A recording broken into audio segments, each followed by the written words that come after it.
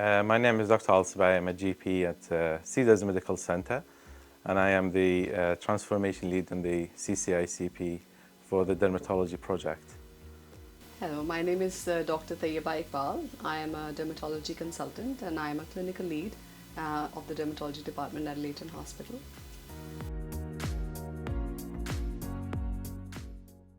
Basically, it's a remote way of providing medical advice and consultation to patients and sometimes other healthcare professionals. It involves a process whereby you receive some information, assess that, and provide your advice. I think they have lots of benefits for the primary care.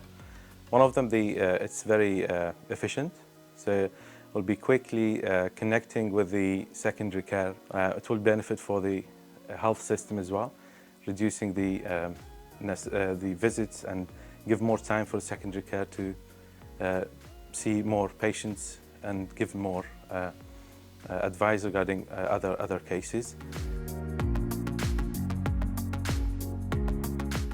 So for the patients, there are many benefits if they are being assessed through tele-dermatology. Number one, they can avoid waiting in long queues for a specialist opinion to be given for their condition.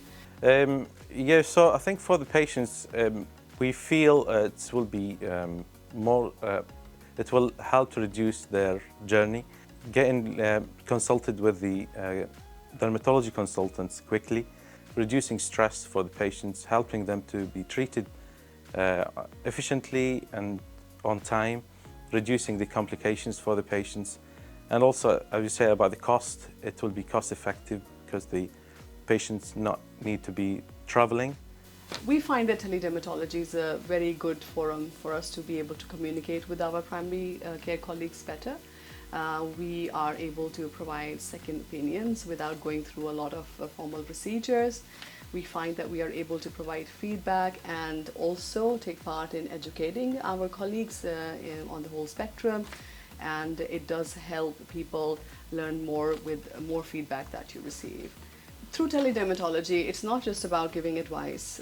We are able to take steps like sometimes we are able to identify that a person needs to be seen and prioritized over other patients simply because we are not happy with the way their skin looks. Through this, we make a huge impact on the speed in which the management is delivered to our patients.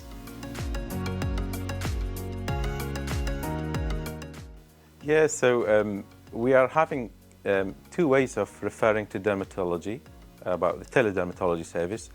We've got the electronic referral system, which is more of the traditional way of referral, writing a letter or dictating by the GP or by the clinician.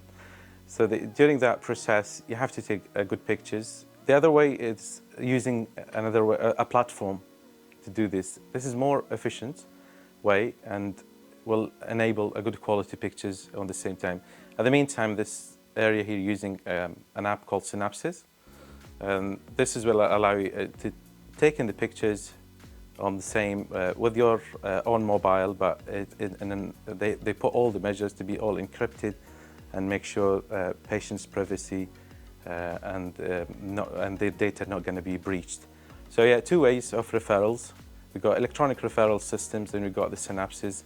Both of them depend on how comfortable, how much you get trained with it, and both efficient and both acceptable by the secondary care. When we receive a referral, we get access to the case. We look at the clinical information that has been provided and then rely on good quality overview images to look at the distribution of a rash or the location of a lesion, and then the dermoscopy images, which are very vital information which is needed for assessing a lesion.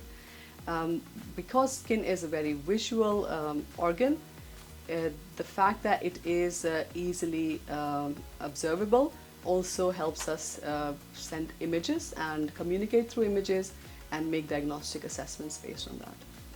From a patient perspective, like we have already mentioned, that there is a very quick turnaround time to get assessment and opinion from a specialist if you are being referred through a tele-dermatology route, but there are certain differences.